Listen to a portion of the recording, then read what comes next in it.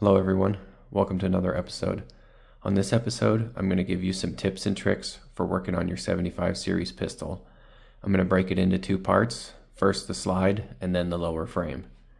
I have my P01 here completely stripped with all the parts right here, and I have my 75D PCR, which I already put back together and already function tested at the range. So I know how to disassemble and reassemble the slide and the lower frame completely. So this is going to be a tips and tricks video to help you avoid the pitfalls that I had to learn the hard way. Let's start with the slide. So I have the slide disassembled. Now you see I have the firing pin, retaining pin sticking out.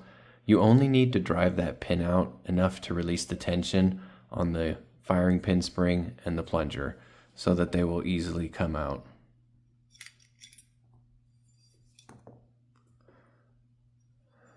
So make sure when you use your roll pins that you're doing it straight down like this, and you're not doing it holding it up like this and trying to drive it out. Make sure you do it on the table with a roll of tape like this.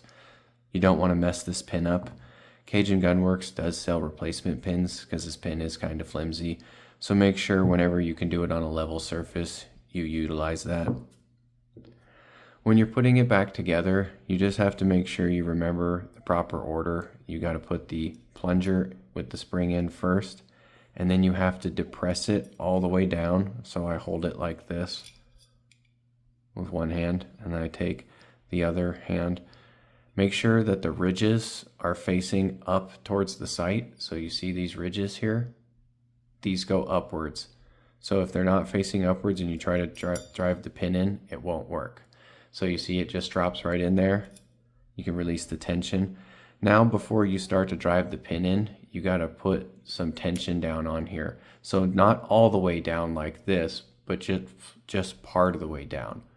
So you use your piece of tape like this, and I use my thumb like such, and I'm pushing it in with my thumb, and then I take the hammer and I give it a few whacks just to get it so it's retaining the firing pin, and then you can drive the pin in from there. So nice and controlled, easy strikes, and make sure that the ridges are facing upwards. If you're trying to drive the pin in and it's not working, it's most likely because the ridges have moved and they're not facing directly upwards. This pin here is for the extractor and the spring. You don't have to take that out at all, but if you want to, it goes down like this. And remember, it's spring loaded, but I've taken it off just to clean the lube behind it. It's easy to do. And then, just drive the pin back in this way. No big deal. So you're going to need to have a set of roll pins and a decent, I would say, hammer. I don't really like the Armor's hammer. It doesn't have enough mustard, but this ball peen hammer, it's nice and small and controllable, and I can control the strikes. And when I use it by the end of it, then it's like using the weight of the metal. And I think that's what I found best. Rather than doing it like this, holding it sideways like this, no, do it downwards like this. Make sure that it's nice and controlled because you don't want to mangle any of the pins. So that's pretty much it for tips and tricks working on the slide. The lower frame is a little bit more complicated, so let's break it up into sections. First is going to be the pins that you need to use as slave pins. So on the trigger bar here, the trigger return spring goes here, and you have to use a slave pin. The slave pin that you use is going to be the hammer pin. So here, where my right thumb is. You use this hammer pin as a slave pin.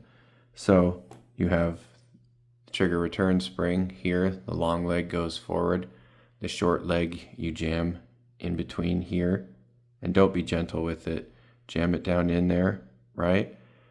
And then once you get it lined up, you put the slave pin in there. Now, what I'm going to do is I've got the Cajun Gunworks solid steel pin, which is this one here, and it comes with its own slave pin. So if you don't buy this, well, you can use the hammer pin as a slave pin. But if you buy this part, well, then you just use the slave pin provided. Second is going to be the slave pin used in the Sear cage. So you're actually going to use two pins.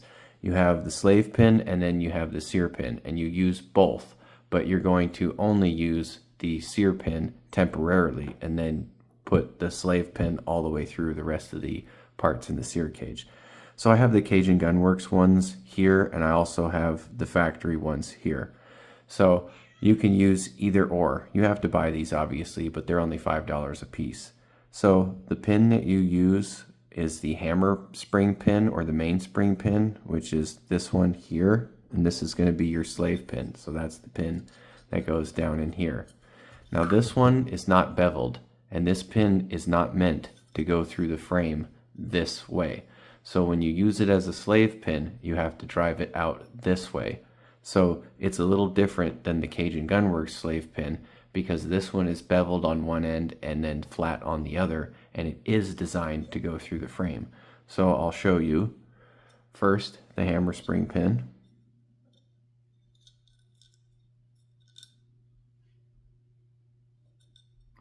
So you see it does not go through. It will only go so far. And if you try to hammer it any further, you'll damage the frame and you won't be able to secure the Sear pin in there. So the Sear pin is beveled and then flat. So the beveled end goes in this way. So if you see when I put it into the frame, it fits in there flush.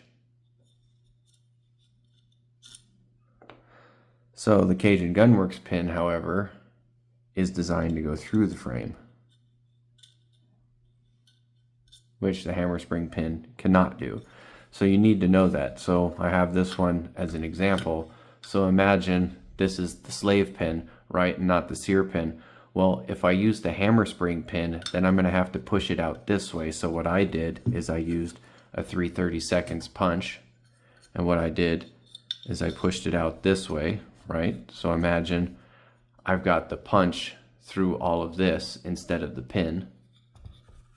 And then what I did is I took the Sear pin and slowly pushed it like this. And the first couple times I tried to take a hammer and hit it through, but what had happened is some of the tension between the two pins lost, and then the lifter arm and the L spring came off of the Sear cage, which angered me greatly. So it was a bit of a learning process. So I think the Cajun Gunworks pin is easier because it'll just go through the frame, but it's not necessary. You can use the hammer spring pin, but you know you have to go out this way with the frame.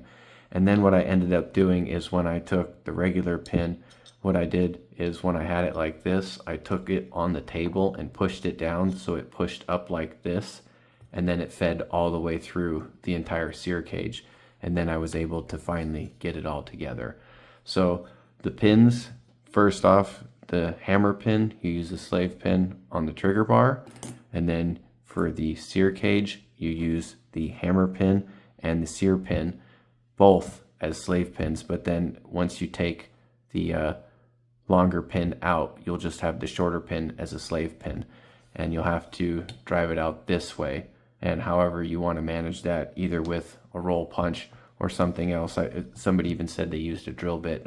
Whatever you have, you know, it can work. You just got to make sure that you don't lose tension when you go through it this way. That's one of the things I learned. I actually broke one of the springs too because it had come out from the slave pin, and when I tried to drive the Sear pin through, it actually snapped that tiny little spring. And that L spring, which is this little spring here, which is hard to see, you definitely want to have extras of those because it's easy to lose and they actually are easy to break. I actually broke two of them trying to put the Sear cage back together, but that's part of the learning process. Next up, we'll talk about the Sear cage. When you're working on the Sear cage, make sure you know the proper order of the parts and the proper orientation of the Sear cage. So this is the front and this is the rear. But when you put it back together, the front is going to be facing you and the rear is going to be facing away from you. And the order of the parts is you go the Sear pin here, or the slave pin here, the L spring, the lifter arm, the Decocker spring, then the Sear cage spring, then the Decocker arm. See, I have another one as a visual guide. If you don't have this, there's other tutorials, but I've noticed that they didn't make it clear that they're working on it backwards. So you're trying to figure out the proper orientation of the parts, Make sure that you know when you put it back together that it's actually going to be facing towards you. So that helps you avoid any kind of the confusion or the orientation of the parts. And I'm going to do a specific tutorial for the Sear cage where I take it apart and put it back together a couple different ways. But typically I think it's easiest to work from left to right. But I have seen people where they do it, where they live the L spring till last. But I think that's a little bit more difficult. Okay, the trigger bar here, there's this little pin here. This pin likes to fall out. So if you're trying to get this back into the frame and you're having trouble, make sure you take it out and make sure this pin is flush because it easily falls out. And when you go to reinstall this, you can't put it in there just like this, right? It's not going to work. It's not like Legos, or not Legos, but I can't think of the game right now, Tetris. It just doesn't go straight down. So what you're going to do is you're going to bend it, right? And you're going to put the trigger part in first. And then you can see I've got it lined up. I can feel that down below. And then I'm going to bend the trigger bar upwards, kind of like this. And then it'll fit down in the frame like so. So I'll do it again. So you want to bend the trigger bar like such.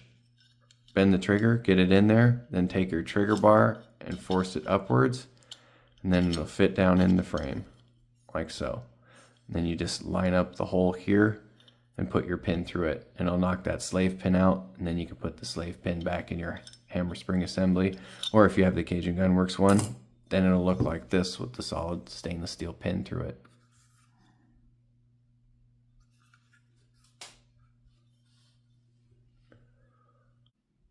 Lastly, this is the tools that I use. I got a Phillips screwdriver to take off the scales. I have a flathead screwdriver I use to release the tension on the Decocker arm from the Sear cage spring, and vice versa when putting it back in. I also use this to loop the Decocker spring behind the Decocker arm. I have two punches. One is 5/64, the other one's 3/32.